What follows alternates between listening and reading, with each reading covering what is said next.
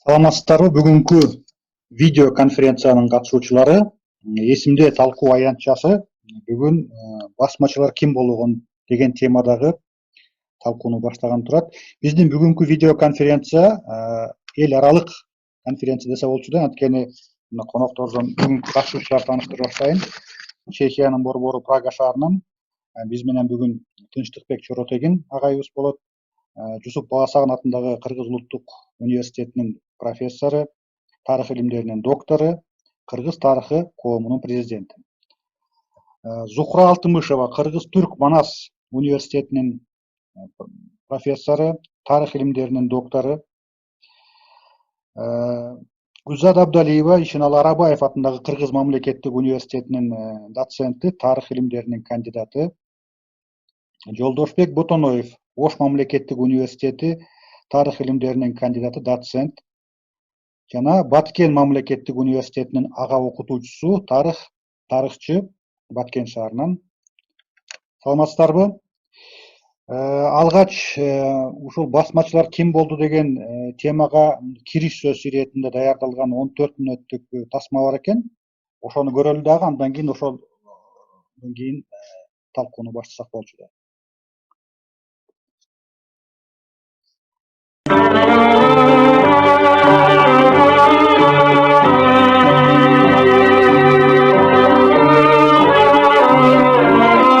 Басмачы бул большевиктер тарабынан жаратылып киргизилген жасалма түшүндүк десек болот. Бул басмачы бул душмандын образы. Официально басмачи это враги советской власти. Собирательный образ всех тех врагов советской власти, кто сражался против них в Центральной Азии.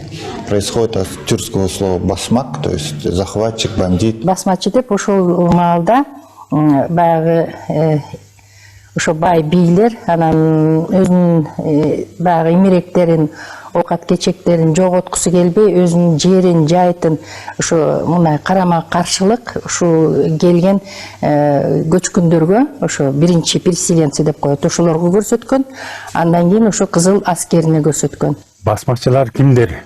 Бул суроого жооп бергенде албетте биз мурдагы коммунисттик идеологияга ошонун алкагына таянбай туруп жооп берсек, анда калыс бир жоопту алабыз да.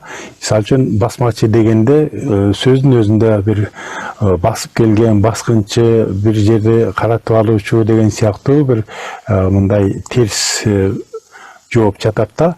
Иш жүзүндө басмачы деп советтик адабиятта аталган кыймылдын өкүлдөрү булар Борбордук Азиянын эгемендиги, эркиндиги үчүн күрөшкөн кишилер болгондо. Бул басмачы деген сөз мисалы ушул граждандык согуш мезгилинде 1918-жылдан баштап пайда болгондо, бул 1918 жылдан баштап ушул басмачылык кыймылдын өнүгүшүн негизинен 4 этапка бөлүп карасак болот экен да. Бул 1918 жылдан 20-жылга чейин бул биринчи алгачкы басмачылык кыймылдын пайда болушу. Бирок бул эгерде сөздүн өзүнө келе турган болсок, бул басмачы деген сөз советтик тарыхнамеде, же болбосо советтик тарыхта бул басмачы деген сөздү прообразындай ойлонуп табылган нерсе болгондо, бирок бул басмачы деп ал карапайым калк эч убакта басмачы деп айткан эмес. Анткени алар өзүнүн жерин, элин коргогон да, мисалы. Анткени өзүнчө ушул Түркстанда өзүнчө көз карандысыз өз алдынча мамлекет түзүүнү каалашкан да. Мисалы Кокон автономиясы талкаланып атпайбы? Мына ошо Кокон автономиясы талкалангандан баштап басмачылык кыймылдын алгачкы этабын айтсак болот да. Андан кийин өнүгүшү 1920-жылдан 24-жылга чейин. 1925-29 жылга чейинки мезгилде, бул мезгилде басмачылык кыймылдын бир топ кыймылдар, булар эмиграцияга, чет өлкөгө эмиграцияга кете башташат. Анын ичинде ошол Афганистанга жана Кытайга кете башташканда, ошентип 4-этабы болсо 1929 жылдан 30 жылга чейин. Башкача айтканда ошол басмачылык кыймыл толугу менен талкаланып, алардын калдыктары ошол чет өлкөгө аргасыздан качууга аргасыз болушкан да. басмачылардын тарыхын кимдер үйрөнгөн деген бир маселеге албетте совет учурунда басмачыларды бир тараптуу гана жазып алардын күрөшүн бир тараптуу багалап келген болсо ошол эле учурда 20-жылымда Баймырза Хайт деген бу Германияда жашаган теги өзбек болгон профессор басмачылар тарыхы боюнча өмүр бою иликтеп келди. Алардын ошо батыш иликтөөчүлөрдүн бир тобу бул советтик изилдөөчүлөрдөн айырмаланып, алар басмачы кыймылына катышкан кишилердин өздөрүнөн дагы бул кыймылдын ууш кыйыш жактарын дагы изилдешкен. Мына ошону өзгөчө айтыш керек. Басмачылар кыймылы маселен советтик адабиятта 1923 жылы эле талкаланган деп айтылып жүрөт. Бирок айрымдары 1933 жылга чейин басмачылар күрөштү деп да белгилешет да. Чын-чынында жаңы маалыматтар басмачылар кыймылы Борбор Азияда 1942 жылга чейин созулуп келгендигин, Совет бийлигине каршы чыккандарга басылган кандайдыр бир кара интамга аларды бир желме кылып көрсөтүп, жаманатты кылуу үчүн саясий миф жаратылган да, басмачынын образы. Басмачи, курбаши, по-разному их называли. Это образ, который обозначал, с одной стороны, некоторую такую классовую борьбу, потому что это были те самые байманапы, да, например. И, с другой стороны, это были некоторые такие повстанцы, с которыми воевали красноармейцы. Советское государство, оно должно было легитимизировать свое появление в борьбе, и это не только в революции, не только в ходе гражданской войны, но и также и в противодействии чему-то старому.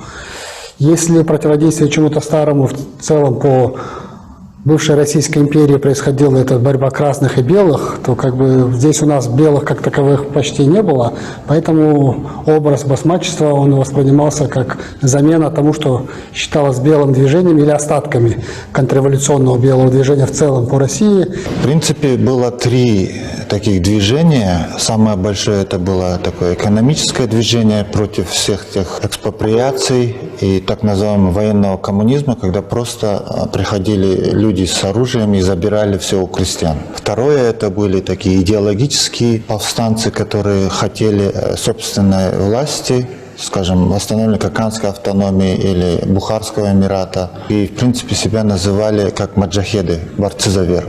И последние самые, это были басмачи, это были люди, которые воспользовались положением и грабили всех, и тех, и других. Вот именно тех местное население называли басмач. Это как рекетиры. Андан кийин бул образ, мындай айтканда, элдин немесине сиңип, бул багы тез образ болуп алгандан кийин Совет бийлигине кимдер каршылык көрсөтпөсүн, алардын баардыгын эле булар басмачы деп, ошол басмачыларды колдоп атат, же булардын өзү басмачы, бул басмачылык кылып атат деп, атайын аларды камап, жок кылып, түрмөгө камап же болбосо сүргүнгө айдап неметишкен да. Албетте алардын арасында ар кандай социалдык катмардын өкүлдөрү болгон. Мына большевиктердин арасында деле бир кезде ак сөөктөрдүн, байманаптардын дагы өкүлдөрү болгон сыяктуу эле бул басмачылардын арасында да жалаң гана бизде мурда айтылып келгендей молдолор, байлар болуп чектелбестен алардын арасында айдыңдар дагы, интеллектуалдар дагы болгон.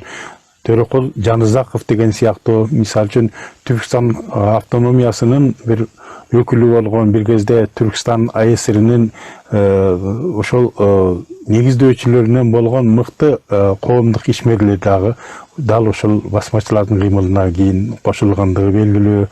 Руханий колдоочулардын бири, мисалы үчүн башкырлардын айтылуу окумуштуусу, мамлекеттик жана коомдук ишмери Ахмет Зеки Билиди Тоган деген да болгон. Демек, басмачылар жөнүндө айтканда биз чектелип жалаң гана бай манап молдо кошолор болгон дебестен, алардын арасындагы айдыңдар да, карапайым кишилер дагы болгондугун сөз айтышыбыз керек. Мы можем также смотреть, образ басмачи был создан советским кинематографом. Такими хорошими фильмами, как «Белое солнце пустыни» или «Седьмая пуля» с Тёкморовым. В художественной литературе не так часто к этому обращались, но были, конечно, книги, там, «Семиречье» у нас, «Ханабек», ну и некоторые другие, где, опять-таки, тот же самый кинематографический образ. Но советская пропаганда во всех этих фильмах взяла этот образ, самый последний, этих бандитов, и перенесла их на всех, на тех, кто сражался за свои экономические права, за свою собственность, и на тех, кто сражался за веру или там за автономию или независимость. Кто они были, что они были. Понятно, что образ, который формировался, он был такой достаточно демонический. Это были какие-то головорезы, какие-то отрицательные люди, и их образ очень тщательно лепился, в том числе через медиа, через кино, через картины, через плакаты. Но на самом деле басмачи – это патриоты, это герои нашего народа. Это отчаянно смелые люди, которые не пожалели своей жизни за независимость народа, за независимость территории, за независимое существование этноса. Анан эми ушу Кыргызстан тарыхын алып карай турган болсок, басмачылык кыймыл бул граждандык согуш мезгилинде туура келет. Негизинен айтсак болот, бул түштүк аймактарда басмачылык кыймыл күч алгандыгы, айрыкча ошол Фергана областы деп коет, ошол Россия империясында ошо Фергана областында күч алган басмачылык кыймыл. 1918-22 жылдардагы бул жактагы орнотулаткан совет бийлигинин, большевиктердин бийлигинин аракеттерине, алар жүргүзгөн саясатка каршы чыккан элдердин куралдуу күрөшү да. История басмачества непосредственно касается, я думаю, истории семьи многих кыргызов, и это имеет отношение к моей семье. Мой прадед, мой родной прадед и два его сына были застрелены как басмачи, хотя на самом деле они выступили в защиту своих земляков, которые были незаконно арестованы, и жители села моего деда, моего прадеда, они подняли восстание, они сопротивлялись и напали на Таласскую тюрьму. Отсюда возникло маленькое локальное басмаческое движение, но, к сожалению, в начале 30-х годов оно было жестоко подавлено и очень много людей было расстреляно. Мисалы, басмачы деген түшүнүк боюнча мен азыр басмачы деп айтканга карагандай каршымын. Эмне дегенде өзүбүздүн жерибизди өзүбүз басып албасак, өзүбүздүн элибизге өзүбүз кыянат кылбасак, ушул жерде жүргөн ошол биздин аталарыбыз, ошолор биздин учурдагы ата-бабаларыбыз кантип аларды басмачы деп айтабыз. Бул баягы түшүнүктү алмаштырып койгондо, акты кара деп айтып койгондой болуп. Аскерлер келип колониалдык согуш жүргүзгөндө эле, кызылдар келип бизди басып алганда эле ошолор чыныгы басмачы ошолор, чыныгы баскынчылар ошолор. Любая война и любые революции порождают новых героев или антигероев. Так и случилось после 17 года. А потом, когда уже все произошло, государство начинает, любое государство, любая власть начинает закреплять этот образ героев или антигероев. То, что касается, как называть басмачество или басмачей в настоящее время, мне кажется, какого-то консенсуса нету, потому что, с одной стороны, как бы термин устоялся, и идут попытки, мне кажется, просто тот же самый термин наполнить новым содержанием, там, немножко переосмыслить, не пытаясь его заменить. Иногда, мне кажется, ищут там другие слова, но мне кажется, это достаточно сложно, потому что движение достаточно разнородное, оно не монолитное движение, там разные группы, достаточно разношерстные. Поэтому каким-то одним словом назвать такую разнородную группу людей, наверное, сложно. Эми бүгүнкү күндө тарыхты кайрадан карап чыгуу мезгилинде, постсоветтик доордо бул басмачылык кыймылга кайрадан кайрылуу, аны изилдөө боюнча ошо жаңыдан эмгектер жаралууда. И сөзсүз түрдө ал жерде дагы ушул басмачылык кыймылды кайрадан карап чыгуу, алардын ишмердүүлүгүн, мисалы баскынчы, басмачы дебей, мына ушул эки көз карандысыз үчүн күрөшүүгө активдүү катышкан күрөшүүчүлөр катары карашат да. Я думаю, что придет такое время, когда это отношение к басмачам будет изменено. Я даже думаю, что и само слово басмач уже будет восприниматься как патриот, как герой. Хорошие слова Чингиз Айтматов сказал. Любые диктатуры боятся внутренних врагов больше, чем внешних. Мы и сами историки, и люди сделали и красных, и басмачей героями. То есть сейчас такой пересмотр, и у нас микс стал. Сейчас у нас и Юсуп Абдрахманов, который боролся против басмачей, герой. И басмачи, которые боролись против Юсупа Абдрахманова, тоже герои. Да? То есть неоднозначный образ сейчас стал. Ну, в принципе, так и было. Черного-белого никогда не бывает. Каждый решает сам.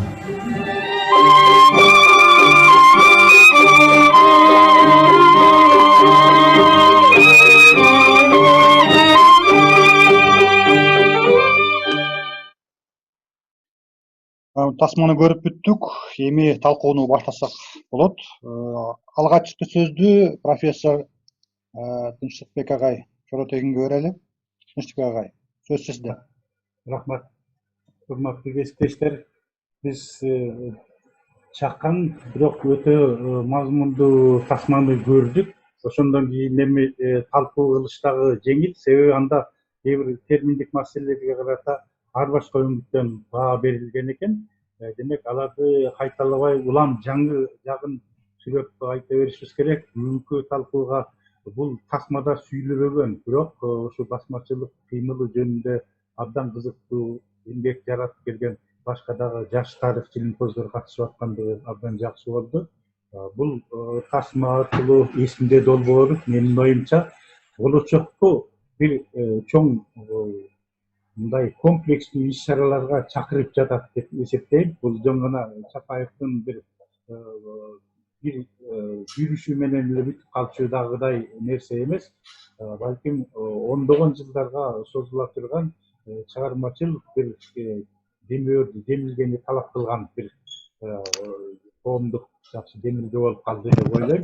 Анан мен бул тасмада эмне үчүн басмачылык кыймылы 1942 бүттү деген маселе боюнча бир-эки ооз маалымат менен бөлүшө кетким келет.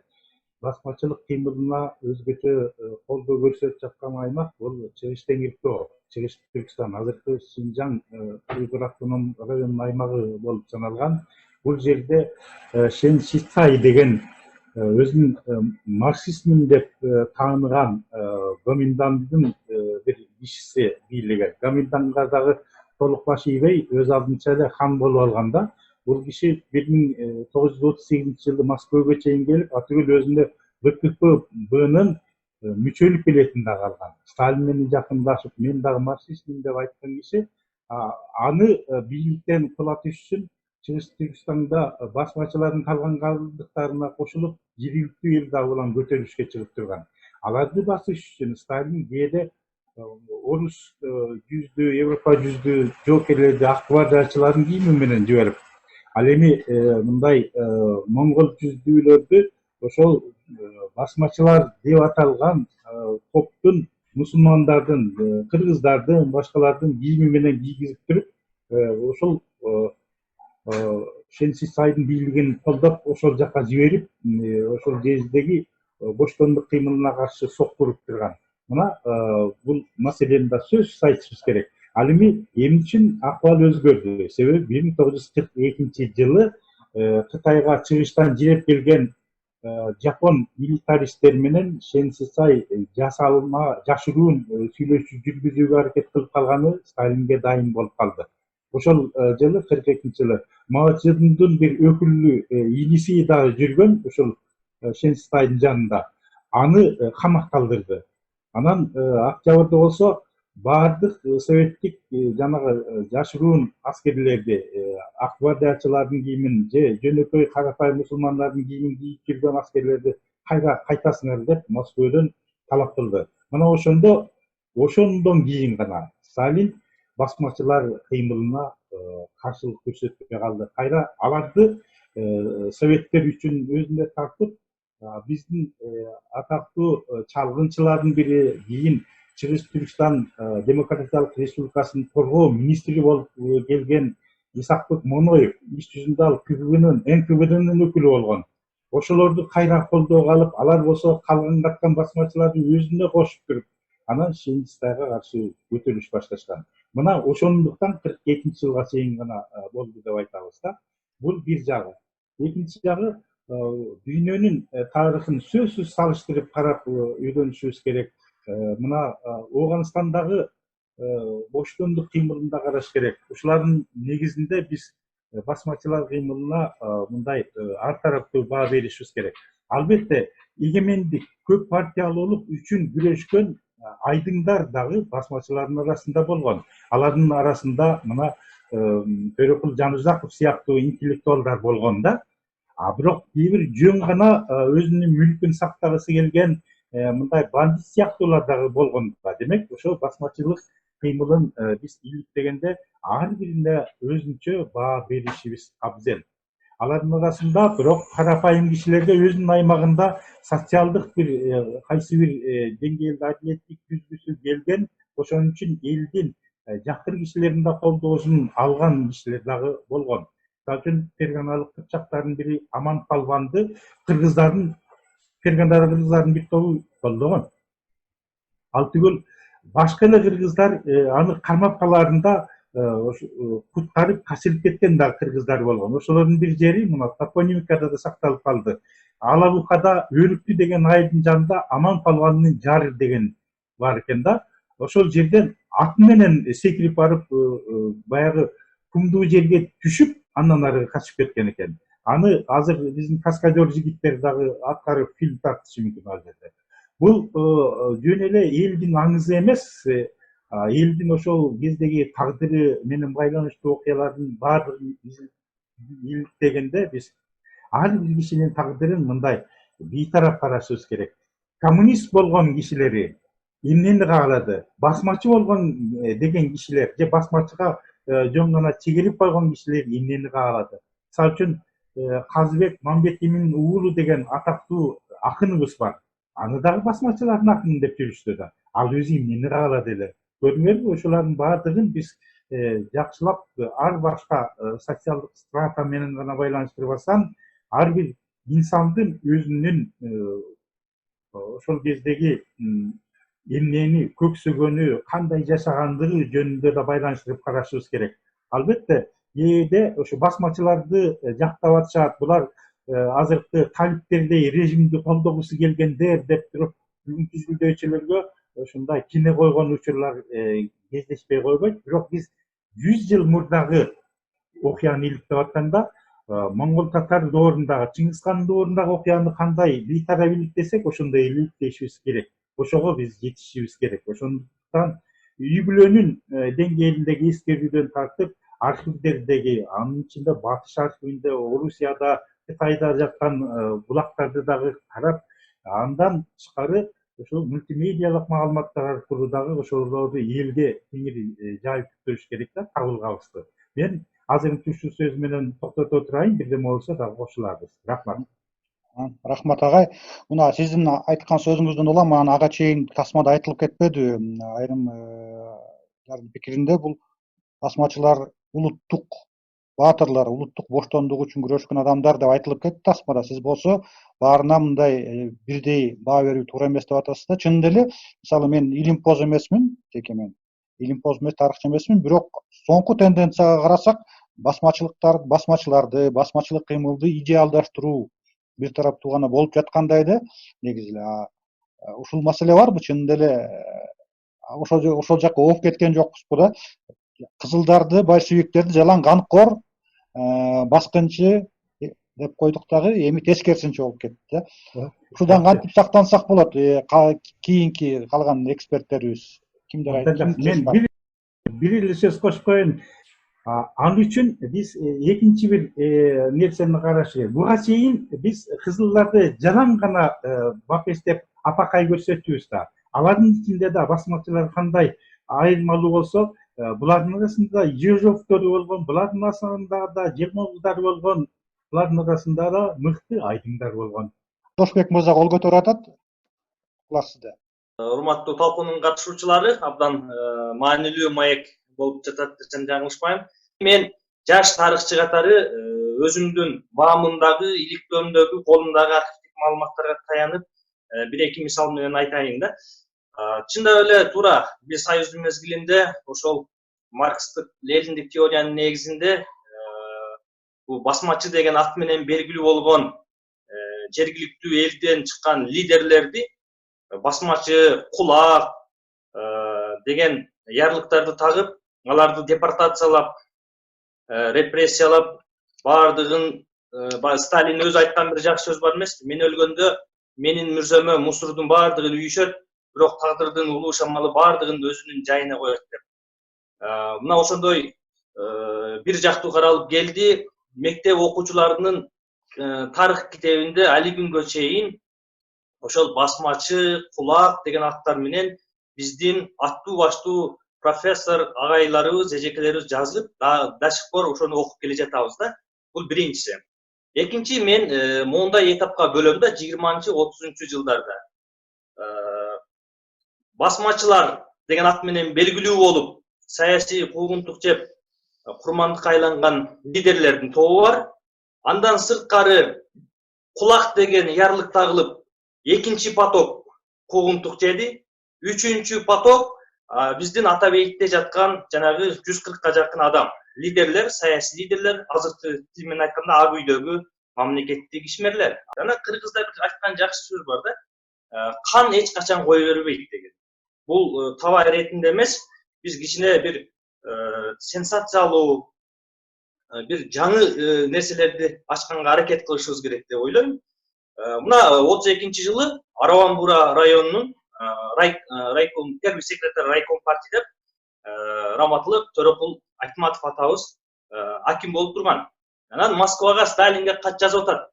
Жолдош Сталин, биздин Ош кантонунун Араван-Бура районунда дейт, кулакка тартуу саясаты, басмачыларга каршы күрөшүү жергиликтүү бийликтин алы жетпей атат. Бизге кошумча күч керек. Керек болсо могул середняктарды дейт, орто дыйкандарды дагы кулакка тартышыбыз керек. Себеби булар эртеңки антисоветтик элементтер. Эртеңки жанагы кулак чарбалары деген рапортту бүгүнкү биздин жанагы ак үйдө көк үйдө иштеген, өзүнүн бийлигин, креслосун сактап калыш үчүн жетекчиликке жакшы көрүнүү максатында деп айтып жүрбөйбүзбү азыр саясатта. Мына ошондой адамдар көп болду. Акыры келип советтик жанагы чоң репрессиялык саясат машина. Биздин ошол ак үйдөгү лидерлерибизди дагы бардыгын Жусуп Абдрахмановду баш кылып эмне кылды, атууга өкүм чыгарып берди.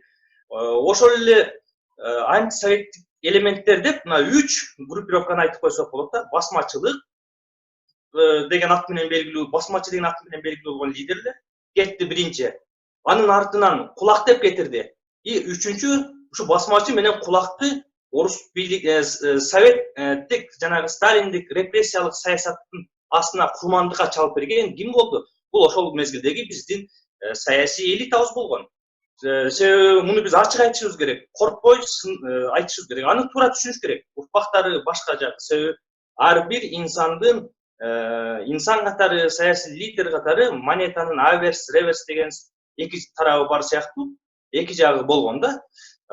Муну биз ушундай айтканда гана объективдүү болот. Биз айтып атабыз, басмачы десе 5-6 гана лидерди билебиз. Болду. Калган ат менен белгилүү болгон лидерлер жөнүндө айтылбайт. Кулак десе дагы баягы 5-6 адамды билебиз, калгандарынын аты жок. Репрессия десе дагы баягы 137 адамды билебиз, калганы жок. Ошон үчүн эмне үчүн биз бүгүнкү күндө жалтанып, жергөз болуп, кулдук психологияда тартынып, булар эмне дебейт, тигилер эмне дебейт деп аркада калып атабыз.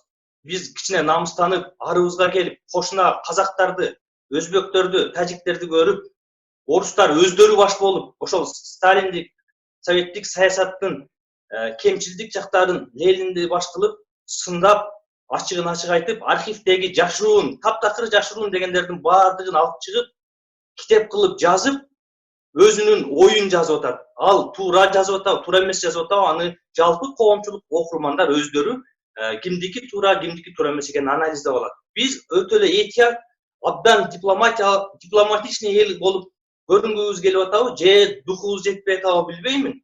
Ушундай маселелер. Мына бир эле Рустам Шамсудинов «Трагедия среднеазиатского кишлака» деген китепти 2006 жылы чыгарып койгон. Аты жөнүнөн бери. Мына ошол эле өзбектер экинчи тарыхчы Кахраман Раджапов басмачылардын бардыгын ушул китептен тапса болот. А биздин колубузда тилекке каршы мындай маалыматтар жок. Эми биз аракет кылып, азыр эмгек даярдап атабыз, сүргүн деген ат менен, мында Кудай кааласа 600-700 барактык биринчи глава бул ушул басмачы деген ат менен белгилүү болгон лидерлерге арналып атат. Кыргызстан боюнча Кудай буйрса, аты, анын канча жигити болгон, эмне күнөөсү үчүн камалды. Экинчи главасында кулакка тартылгандар боюнча маалымат. Бул мен Кыргыз биздин улуттук мамлекеттик коопсуздук кызматынын архивинен алынган 1,5 миң адам боюнча маалымат кирип атат. Андан кийин 3-главада ошол саясий лидерлерибиз. Жусуп Абдрахманов, Төрөкул Айтматов өңдү биздин лидерлерибиз. Мына ушул 3 этап менен 53-жылга чейинки биздин сталиндик саясаттын куугунтугуна айланып, курмандыкка айланган биздин жердештерибиз жөнүндө кетип атат. Эми бул тарыхчы катары менин жеке пикирим, архивдик маалыматтарга таянып бул жерге салынып атат. Ал эми аны коомчулук бирөөнө жагат, бирөөнө жакпайт, эми алардын маселеси болуш керек.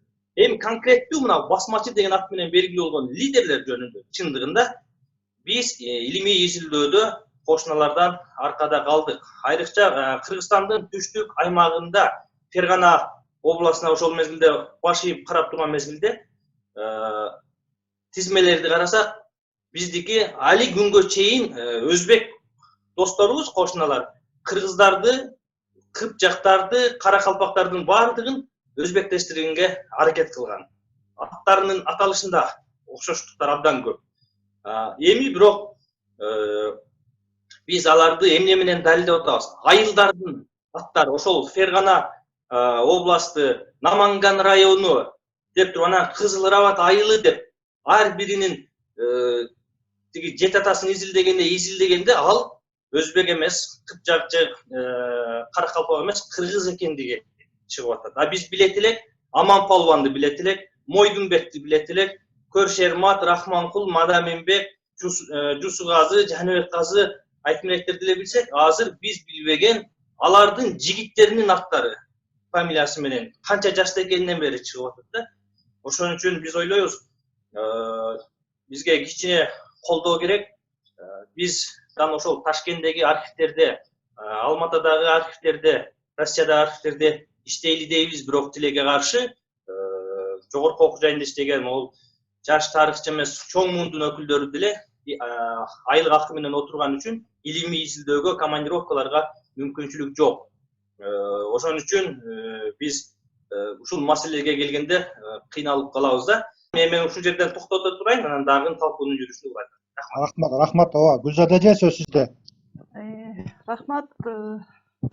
Албетте тасманы көргөндөн кийин, андан кийин Тынчтык агайдын сөзүнөн кийин мен токтоло турган маселелерди айтып кетейин. Бул Чыгыш Түркістандагы саясий маселелер жана Казыбек Мамбетемин жөнүндө, ошондой эле Клара Сооронкулова айтып өттү, бул локалдык басмачылык кыймылдарга токтолоюн деген да. Бул боюнча мына архивдик маалыматтарды карап отуруп, сөзсүз түрдө биз айтабыз, басмачылык кыймыл түштүк аймагында абдан курч мүнөздө өткөндүгүн белгилейбиз. Бирок ошону менен бирге эле түндүк Кыргыздарында дагы айрым жерлеринде басмачылык кыймылдын, айрыкча чек арага жакын жерде мына агай дагы басып өттү, Казыбек Мамбетеминдин катышкан басмачылык кыймылдын же болбосо ак чубак көтөрүлүшү деп Абдылда Кулчун, Сүйүндүк Турсундар жөнүндө маалыматтар кездешет. Зарема мүмкүн болсо архивдик маалыматтарды ала келдим эле, мына ошол экилерди азыр көрүп өтсөк да, өзүңүздөр көрүп турасыздар. Ушул Чыгыш Түркүстанга качкан, эмиграцияланган басмачылык, аргасыздан качкан басмачылык кыймылдардын тизмеси берилген. Бул тизмеде 70-80% мына ушул эки басмачылык кыймыл менен түздөн түз байланыш болгондугу көрүнүп турат. Андан кийин бул тизмелерден кийинки бул болсо сурак алып жатканы, ошондой эле бул архивдик маалыматта көрүнүп турат. Бул Нарын кантону боюнча, ушул Нарын кантонундагы Арпа заставасына Жаныбек казынын басмачылык кыймылдын калдыктары сөзсүз түрдө мына ошол эки басмачылык кыймыл менен байланышта бар экендиги жазылат. Мына бул архивдик маалыматтан көрүп турат. Бул Абдылда Жаанбаевдин, ошондой эле Сүйүндүк Турсундардын Жаныбек казынын калдыктарына барып кошулгандыгы жөнүндө маалыматтар кездешет да. Анан эң кызыгы бул жерде Клара Сооронкулова, кайра артка тартсаңыз, Таласский кантон боюнча Клара Сооронкулова айтып өттү. Бул жерде эки адамдын тизмеси берилет.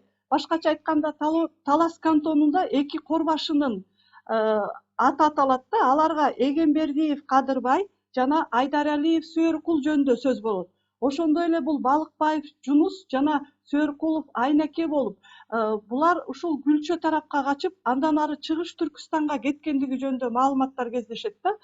Бул менен сөзсүз түрдө ошол айтабыз, бул түндүк Кыргызстандагы басмачылык кыймыл дагы бул түштүк Кыргызстан менен түздөн түз байланышта болгон. Бирок ошону менен эле булар түштүк Кыргызстандагыдай эң мисалы ошол кескин абдан курч мүнөздө болбой, булар анда санда гана бул алардын аскерлери бул аз болгондо. Ал эми Ысык көл кантонун ала турган болсок, бул жерде биз сүрөттү көрүп турабыз. Бул Мансур Мамбеталиевдин сүрөтү. Бул Мансур Мамбеталиев жөнүндө тилекке каршы бир дагы архивдик маалыматта кездешпейт. Бирок биздин Борбордук мамлекеттик архивде сүрөт жана кино фондусунда мына ушул бир гана сүрөт сакталып калган. Бул болсо ал Мансур Мамбеталиевдин өлгөндөгү ошол сүрөтүн атайын советтик аскерлер ошол Кытайдан атайын операция менен колго түшүрүлүп келип, анан ошондон кийин бул факты катары тартылып алынган. Ал эми Чыгыш Түркүстанда, башкача айтканда бул Бай областында Бай окуясы жана Мансур окуясы деп кеңири баяндалат экен. Мына ошол Мансурдун жигиттери менен 1934-жылы ушул советтик операциянын негизинде бул колго түшүрүлүп келинген. Ошондой эле советтик операциянын негизинде Абдылда Кулчун, Сүйүндүк Турсундардын бул ат башыдагы ошол топтор булар барып Жаныбек Казынын тобуна барып кошулушкан басмачылык топко. Мына алар дагы ушул 1934-жылы 10 ноябрда архивдик маалыматтар боюнча ошол Кытайдан колго түшүрүлгөн. Сүйүндүк Турсун ошо Кытайдан атылат дагы. Ал эми Кулчун жана Абдылда Казыбек Мамбетеминдер болсо, мына ошол Кытай жергесинен колго түшүрүлөт. Колго түшүрүлүп, алар алгач Караколдогу түрмөгө алып келинет. Андан кийин аларга 1935-жылы эң жогорку жаза менен ошол РСФСРдын 58-1А беренеси менен атууга өкүм кылынат. Бирок 1935-жылы Казыбек Мамбетеминдики ушул 10 жылга Ташкентке ошо түзөтүү лагерине жиберилген. Башкача айтканда, биз муну менен басмачылык кыймылдын ошол Кытай жергесине аргасыздан эмиграцияланышы жана ошондой эле ал жерден Жаныбек Казыдагы сөзсүз түрдө Чыгыш Түркүстанда ушул саясий бай окуяларга активдүү катышат дагы. Андан ары алар Пакистанга, Оганстанга, Оганстандан Пакистанга, Пакистандан Түркияга качууга аргасыз болушкан. Мына ошол эки бүгүнкү күндө Түркияда жашап жаткан Өзгөн деген ат менен Парпи Өзгөн жана ошондой эле Парпибай Ажы, бул Тажыгүл Күнтүстүн чоң атасы Өзгөн деген атты алып жүрүшөт. Мына ошол экинин урпактары 40 үй бүлө ошол Пакистандан качып кеткендиги белгиленет. Башкача айтканда, бул басмачылык кыймылды кеп кылууда жана башында айтып өттүк, бул советтик аскерлер менен ошондой эле басмачылык кыймылдын ортосундагы байланыш жөнүндө. Бул ушул Нарын кантонунда, башкача айтканда, ат башыдагы Чештөбө жана Шаркыратма болуштугундагы акчубак көтөрүлүшү, башкача айтканда бул басмачылык кыймыл деп атпайбы? Мына ошол басмачылык кыймылды ошол мезгилдеги партиялык кызматкер Ыбырай Тойчунов бир топ адамдарды сактап калганда, анткени мына ошол эки Кытайга качып бара жаткан жерде ошол чек арада 200 адамдай атылган. Ошондо командировкага атайын барып, Ыбырай Тойчунов ошол жерден бир топ адамдарды сактап калгандыгы жөнүндө архивдик маалыматтар да кездешет. Ошондой эле эл арасында дагы маалыматтар кездешет да. Ошон үчүн биз сөзсүз түрдө азыр сөз болуп жаткандай, биз тарыхтын тактап, анын ар бир ошол архивдик маалыматтар менен, ошондой эле эл арасында жазылган маалыматтарды да биз абдан такташыбыз керек. Анткени айрым маалыматтарда, мисалы, ат башыда жыйналган маалымат боюнча айтылат, Сүйүндүк Турсундун 500дөн ашык аскери болгон депчи. Бирок чындыгында андай болушу ыктымал эмес. Эгер архивдик маалыматтарга карай турган болсок, бул түндүк Кыргыздарда 50дөн же болбосо 70тен ашпаган эле жигиттери болгон да. Анчалык массалык түрдө же болбосо 1000-2000ге чейин анын жигиттери болгон эмес. Ошон үчүн сөзсүз түрдө тарых өз таасын, баасын алат деген ойдомун. Рахмат, Гүлзадайым. Зухрайым, сиз сөз сизде. Саламатсыздарбы, бардыгыңыздар, бар болуңуздар, арыбаңыздар. Мен кошумча катары ушул мага чейинки сүйлөгөн ага эжелердин сөзүнө кошумча кылып, анан өзүмдүн оюмду дагы айта кетейин. Негизинен басмачы деген термин тууралуу роликте да кыскача айтылып кетти. Бул басмак деген этиштен келип чыгат, басып алуу. Анан дагы маанилүү кошумча, бул басмачы деген термин бир эле совет доорунда пайда болгон жок. Бул ошол Орус империясы мезгилинде дагы каракчы жана талоончу маанисинде колдонулган. Бул боюнча окумуштуулар дагы белгилешет. Анан ошо дүйнөлүк илимий эмгектерде ушу каракчы талоончу маанисинде. Ал эми басмачы деген термин бул совет мезгилинде аябай атактуу болуп кеткен да. Эми ошондой дүйнөлүк илимий эмгектерде ушул эме кирди. Анан дагы бир кызык жагдай бар. Ошол эле кезекте биз басмачы деп атабыз, анан бул бир жактуу айтылып атат совет мезгилиндеги эмгектерде. Анан алар өздөрүн ким деп атаган деген маселе жаралат да. Бул албетте кызуу туудурат. Анан мен дагы изилдеп көрдүм. Баймырза Хайит Тыртыкбек агай айтып кеткен, бул чындыгында көп эмгектерде немис жана түрк, англис тилдериндеги басмачылар тууралуу китептери бар. Анын изилдөөсү боюнча алар өздөрүн мужахид деп аташкан экен. Мужахид деген бул жихадтын катышуучулары, орусчасы маджахет да. Анан эми алар ким? Алар жана ислам үчүн ыйык согушка чыккандар деп аталат да. Анан акыркы убакта Түркияда дагы ушул боюнча көп илимий эмгектер жаралып атат. Акыркы жылдардагы эмгектер боюнча мисалы Андижан Ахат, Али Бадемжи деген актерлордун, алардын изилдөөсү боюнча алар өздөрүн корбашылар деп аташкан экен. Корбашы деген ким? Бул басмачы отряддарынын башчысы да. Анан ошого улай эле бул кыймылды корбашылар кыймылы деп дагы аташкандыгын айтат да. Эми мен кыскача токтоло кетейин. Негизи эле бул Гүлжат эжекебиз роликте туура айтты. Басмачы кыймылынын ушу келип чыгыш окуясы бул Түркистан же болбосо Кокон автономиясы. Кокон автономиясы бул ошол совет бийлигине альтернатива катары ушу жергиликтүү элдер, жергиликтүү лидерлер тарабынан жарыяланган. Бул 1917 жылы ноябрь айында.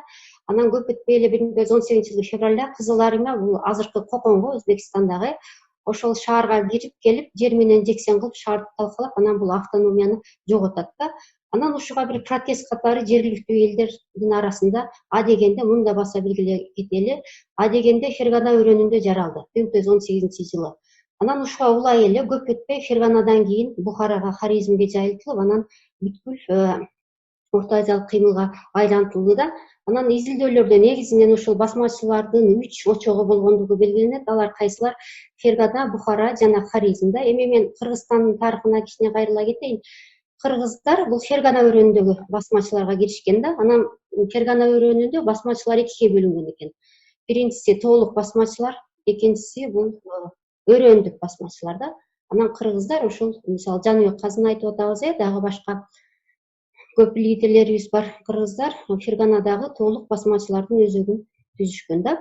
Анан жанагы бүгүнкү күндө ошо биздин агай эжекелер туура айтып атат. Ушундай суроо жаралышы мыйзам ченемдүү да. Биз азыр эгемендүү мамлекет болдук.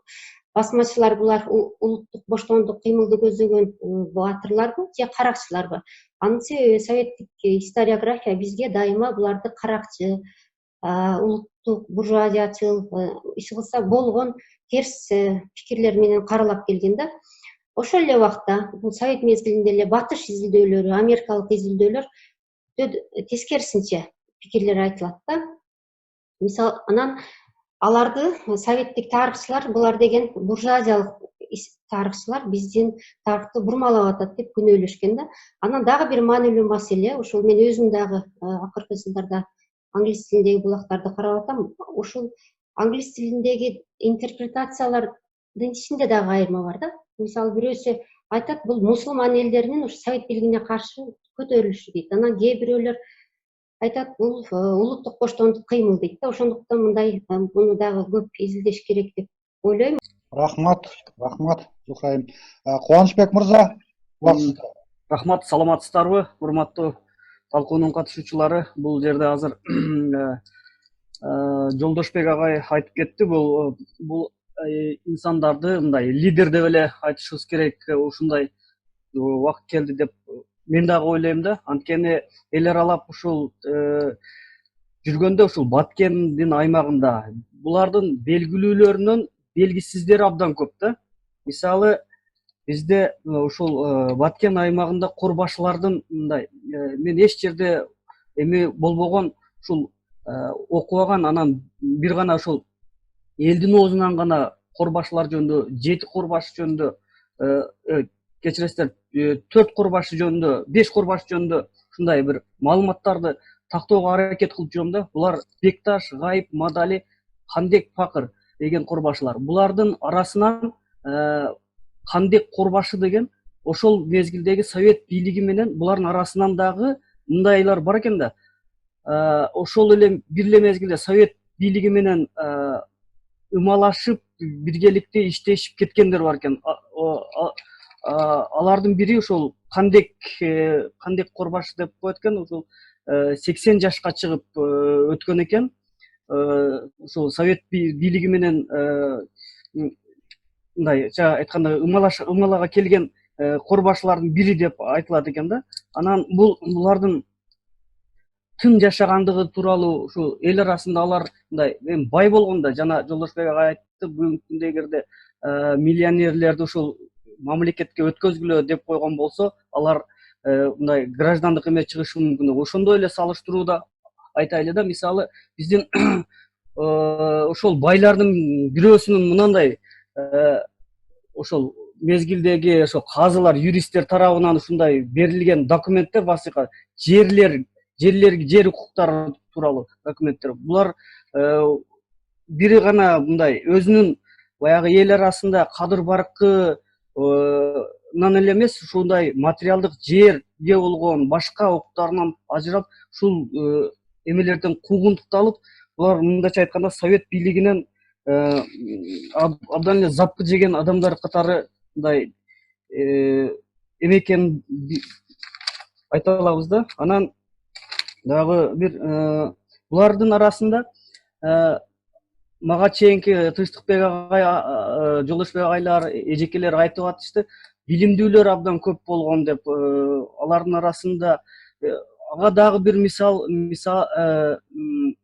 булардын урпактарынын колунда бүгүнкү күндө ушул биз билген эле ушул Баткендин эле аймагында абдан көп мындай араб тамгасы менен жазылган мындай чыгармалар, газалдар, ар кандай чыгармалар, китептер абдан көп экени байкалды.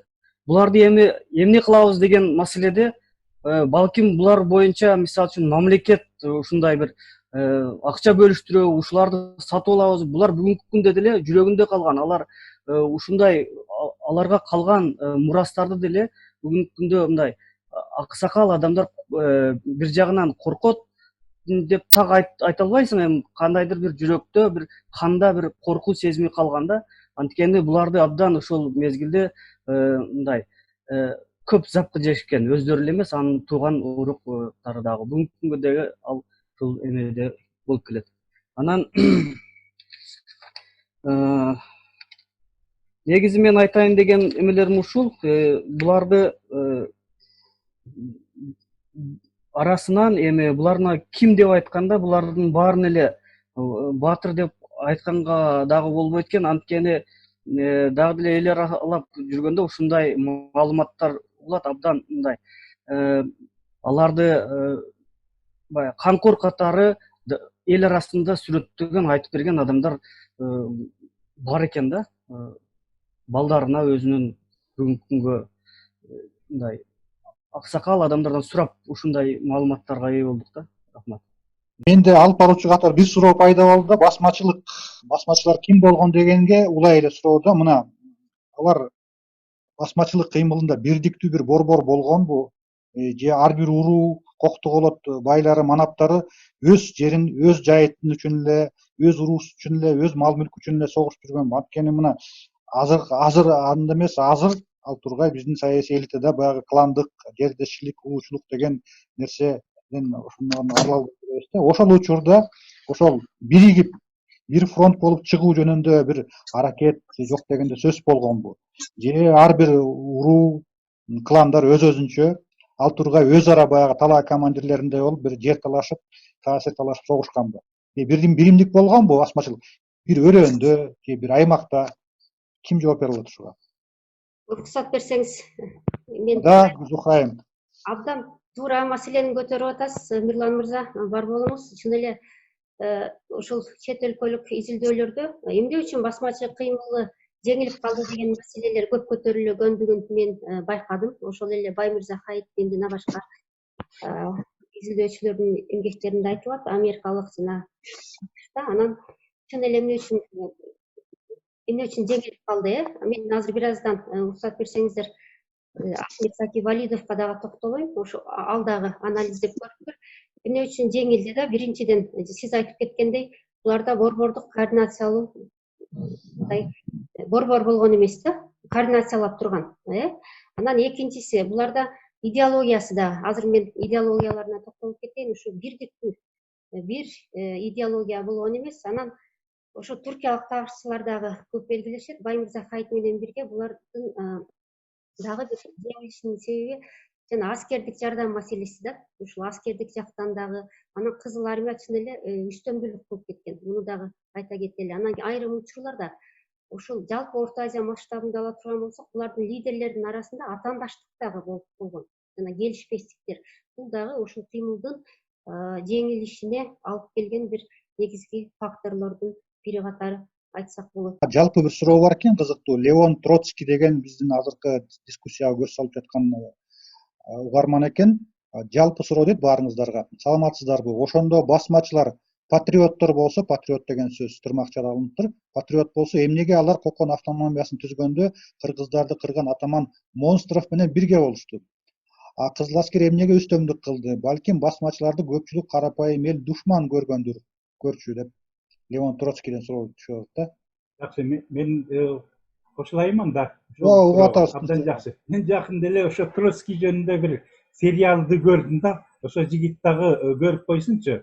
Троцкий, Ленин, Дзержинский өздөрү большевик болуп туруп кантип карапайым кишилердин өздөрүн да кыргандыгы жөнүндө абдан ушундай арт тараптуу кылып жакшы тартылган фильм экен. Мен айтайын дегеним, эмнеге басмачылардын кыймыл акырындап сейилдеп калды дегенге биз баардыгын объективдүү айтыш керек. Большевиктер кыймылынын ичинде бул жөн эле согуш боло берген жок. Андан тышкары дагы аялдардын теңдиги, башка ар кандай таптык айырмачылык болбосун деп туруп реформалар дагы жүрдү. Агартуу жаатында реформа жүрдү. Ошондуктан карапайым кишилер акырындап алардын реформасын өздөрү көрүп, анан акырындап совет бийлигин, кеңеш өкмөтүн колдой баштагандыгын айтыш керек. Мына Курманжандакка эмне үчүн болгон жок деп атабыз. Уркия Салиева Курманжандакка сыяктуу эле мыкты киши болду. Ошол мына 1927-28 жылдардан тартып кыргыздын алгачкы мыкты айымдарынан киного тартылгандар чыга баштады. Алгачкы тракторист айымдар чыкты.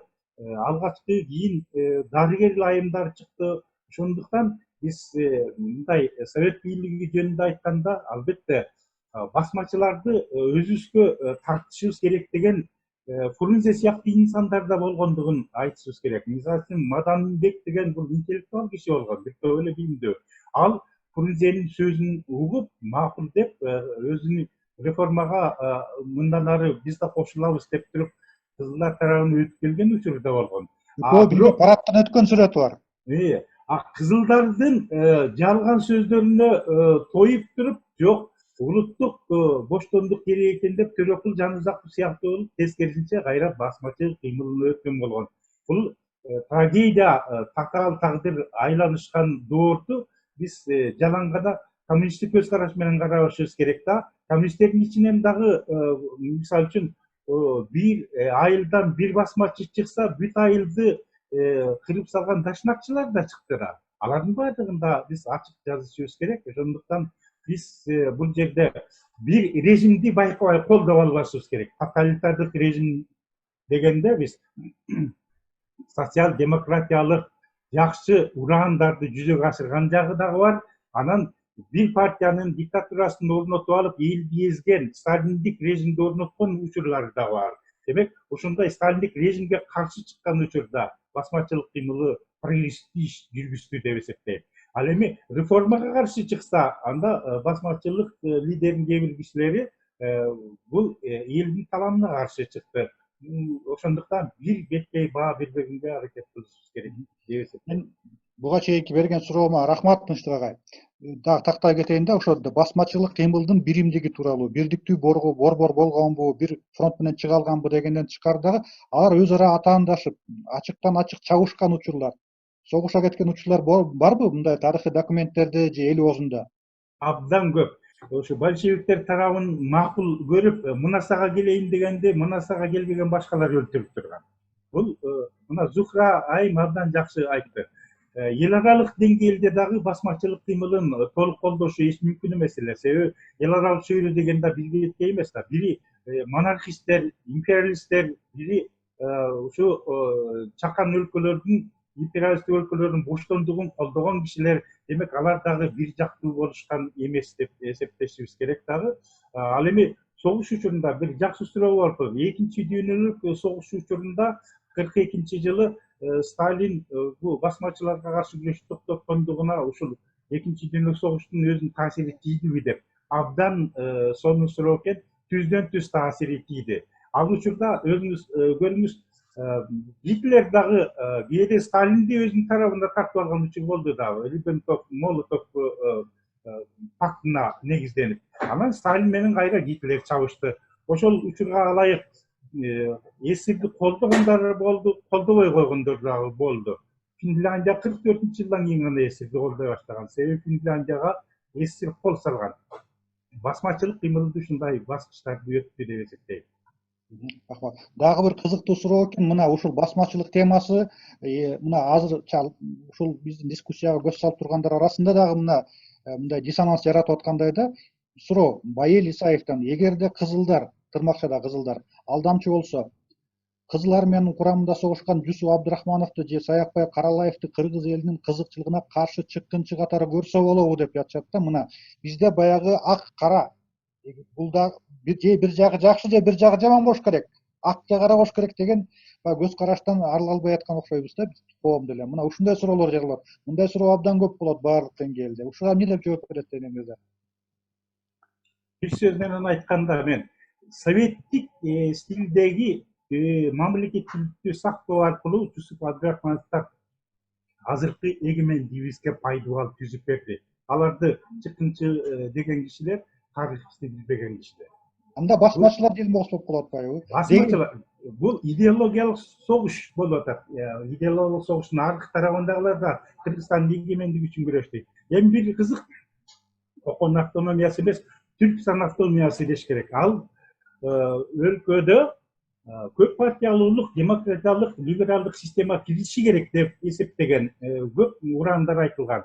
Ошол ураандар 1991-жылы большевиктик система кулагандан кийин калыбына келбедиби? Азыр көп партиялуулук бар да, азыр эгемендик бар да бизде. Демек, бул большевиктер тарабына кирбеген жактындагы идеяларынын мыктылары урпактар тарабынан кийин колдонулду.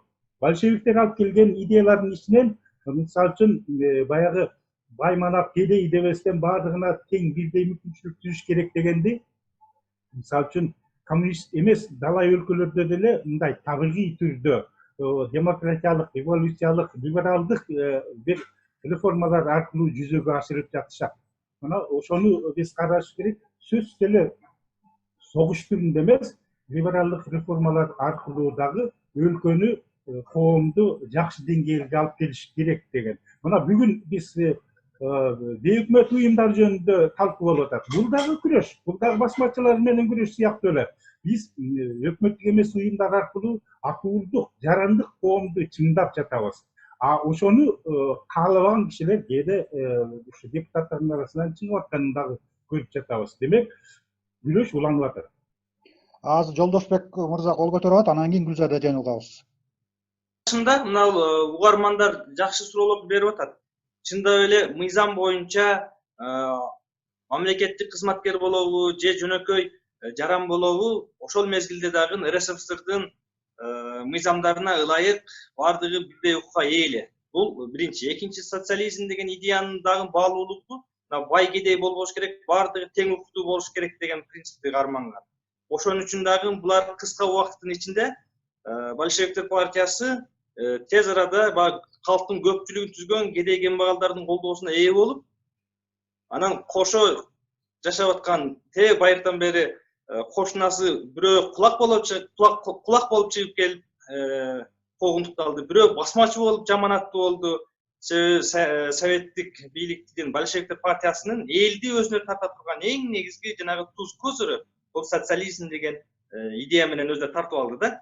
Эми ошол жерде чындап эле биз бүгүнкү күндө тарыхчылар, эми бул менин жеке көз карашым, ошол Жусуп Абдрахманов баш болгон 137 адам 20-30 жылдарда Кыргыз мамлекетин башкарган лидерлерибиз туура эмес кылган болсо, ырыматтылык Жеңиш Жунушалиев агай бир жакшы сөз айтты эле 2010 жылы. Тарыхый инсандын ким болбосун анын жетишкендиги жана кемчилдиги болот. Биз тарыхчылар ошону жанагы ачык айтпайбыз. Биз кичине эки жүздүүлүк кылып коюп атабыз тарыхчылар деп айтты эле. Абдан туура айткан экен деп ойлойм. Мен бул чындап эле биз бир жактуу карап, экинчи жагын карабай коюп атабыз да. Же көз жазымды акылыбыз жетип көрүп турсак дагы унчукпай коюп атабыз. Мына көрдүңүздөргө, Төрөкул Жанузаков ошол жогорку бийликте иштеп жүрүп, ошол мезгилдеги совет бийлигинин саясатынын туура эмес жактарын көрүп туруп, чыныгы мекенчил катары жергиликтүү лидерлерге, же болбосо басмачы деген ат менен белгилүү болгондор тарапка өтүп, совет бийлигине каршы күрөшкө аттанып атат. Ошол эле Мадаминбек деген басмачы деген ат менен белгилүү болгон лидер, ал тескерисинче совет бийлиги менен кызматташып кайра кайтып келгенде басмачылар аны эмне кылып атат? Сен саткынчысың, сен тыңчы болушуң мүмкүн деп туруп башын алып атышат. Ошол эле Жаныбек Казы өзгөн аймагындагы аны канча жолу чакырышкан. Анын баласы да Ташкенттеги аскер институтунан бүтүп келген. Жаныбек аябай куу киши болгон деп сүрөттөйт. Ал такыры жанагы немеге барган эмес, ымалага барган эмес. Себеби ишенген эмес. Анан эң негизги нерсе ошо 20-30 жылында совет өкмөтү баш болгон жергиликтүү мына биздин кыргыз жетекчилерибиз Кыргызстанды башкарган жергиликтүү элдин калктын өзгөчөлүгүн эске албастан, баягы бөрк ал десе баш алган, өзүнүн кызмат ордун сактап калыш үчүн жогорку бийликке жагынуу максатында абдан чоң аракеттерди азыркы бүгүнкү күндөгү чиновниктер кандай көрсө, 20-30 жылдардагы ошондой көрүшкөн. Себеби азыркы кыргыз ошондо деле кыргыз ошондой болгон. Үчүнчү бир жагдай, бул биздин канда бар нерсе болуп атат да, өкүнүчтүүсү. Үчүнчү бир жагдай, биз басмачыбы, кулакпы, саясий лидерби бардыгы Кыргызстандын жараны болгон. Ошону унутпашыбыз керек. Анан кичине бир кошуналарды да карап, чыңалып, ар намустуу эмес, кур намустуу эмес, ар намустуу болуп, анан салыштырууларды 20 жылдар менен азыркыларды салыштырып, анан кичине айкындуулукту, акыйкаттуулукту бергенге аракет кылышыбыз керек, жалтактабашыбыз керек. Мен мурдагы президент Алмаз Шаршенович Атамбаевди бир сыйлаган жерим бар. Тарых жана маданият жылы деп канча миллион акчаны бөлүп, ошо тарыхты эскертип, Путинди алып келип, ошол өлкөдөгү курман болгондордун жанагы күмбөзүнө гүл койдуртуп койду. Бул дагы биздин жанагы чоң саясий эрки жеткендигин айтса болот. Эми ошону дагы улап мындай жанагы тарых китебине кирип калгандарды деле кайра кайталай бербей, кирбей калган тарыхтын актай барактарын толтурганга аракет кылсак, анан ушундай дискуссияларды көбүрөөк кылсак, бир эле баягы Бишкекте жатып алып эле жанагындай тополоң кыла бербей, мындай онлайн кылып Кыргызстандын бардык булуңгучундагы тарыхчыларды камтып, бул жагы Нарын, бул жагы Баткенден баштап камтып туруп, бизден да күчтүү тарыхчылар бар. Бизден күчтүү тарыхчылар бар. Мектептин мугалими болуп туруп да күчтүү тарыхчылар бар. Вуздукунан күчтүүчү. Бирок ошол коллегаларыбыз тилекке каршы мүмкүнчүлүк жок. Ошол мектептеги ойдон калып кетип атат. Вуздагы тарыхчылардын көбү кыйратпайт, баягы лекция менен жүрөт. Ошон үчүн биз жанагындай ар намысыбызга келип, архивдик булактар менен иштеп, жанагындай жаңы маалыматтарды чыгарып, мына мектеп окуучуларынын китебин карасаңыздар, бир 2 эле тарыхчы бар. Убактыбыз азайып баратат. Ушундай жаңы маалыматтарды киргизип, жаңы толуктууларды киргизишибиз керек. Анан баягы эле Ахмат менен Ташматтын 2000-жылы чыгарган Кыргызстан тарыхын кайра эле окуп жүрө берген бул болбойт. Ошон үчүн мен ойлойм, уже убакыт келди, ушул кадамдарга барышыбыз керек. Анан бул долбоордун ичине ийгилик каалаймын. Рахмат. Рахмат сизге дагы. Гүлжада айым, сизде сөз бар беле? Угуп атабыз. Убакыттын астыгына байланыштуу мен кыскача айтайын. Мына биз азыр сөз кылып жатабыз. Жусуп Абдрахманов жана басмачылар жөнүндө суроолор болду. Бул Жусуп Абдрахманов биздин мамлекетибиздин түптөөчүлөрүнүн бири. Муну биз эч тана албайбыз. Биздин эркиндигибизге жана эгемендигибиздин түптөөчүлөрү, баштоочулары. Анан эгер тарыхты карай турган болсок, Жусуп Абдрахманов дагы репрессияга туш болбоду. Мына аны дагы биз сөзсүз түрдө айтышыбыз керек. Ошону менен бирге эле бул басмачылык кыймылдын дагы тактоолор дагы уланып, дагы изилдөөлөр жүрөт деген ойдомун. Анткени ошо басмачылык кыймылдын өкүлдөрү дагы куугунтукка алынган. Мисалы Жаныбек Казынын туугандары, бир туугандары барымтага алынган экен. Анын кызы, күйөө баласы, ошондой эле Гайып Татканын карыган энеси, Мансур Мамбеталиевдин энеси барымтага алынган. Эгер ал барымтага алынса, кийин алар Кыргызстанга келет деген ой болушкан экен да. Мына ушул экиндей фактылар дагы ачылса деген ойдомун. Анан ушу эсимдеги бүгүнкү талкууга абдан ийгилик каалайм. Дагы мындай талкуулар уланса деген ойдомун. Анткени бул талкуу талаштан тактык жаралат демекчи, дагы изилдөөлөр мындан ары жаңы фактылар менен кеңейет деген ойду айтмакчымын. Рахмат. Угуучубуз Байел Исаев жазыптыр. Эгерде биз басмачыларды улуттук боштондук кыймылы катары көрсөк, андан кийин андан ары барыш керекпи? Мисалы, революция согушкерлеринин астына бул жанагы Бишкектеги революция үчүн күрөшкөндөр эстелик болуп турбайт, жанагы Утпия Салиеванын эстелиги. Ошол эстеликтин астына басмачыларга эстелик койсо болобу деген суроо. Ошол учурда мына жалпы пикирибизде мүмкүн чынында эле бул жооп дагы. Мына бүгүнкү талкуу баш эле биринчи эле талкуу ушундай коомдо дискуссияны жаратып жатат. Андыктан бул суроону абдан дыкат, абдан аяр мамиле кылып изилдеп, мындай аша чаппай биздин тарыхты ушул басмачылык тууралуу барагы бул азырынча айтсак, бул улуттук трагедия болгон. Кандайдыр бир деңгээлде мүмкүн бул жарандык согуш болгондур. Жарандык согуштун элементтери бери дегенде болгондур. Анткени биздин коом бөлүнүп жарылып, бир туугандар, бир эл чабышкан болуп калып атпайбы? Ошондуктан чын эле бул биринчи гана талкуу, биздин эсимде талкуу аянтчысынын алкагында өтүп жаткан бул тема, башка темалар мындан ары да талкууланат.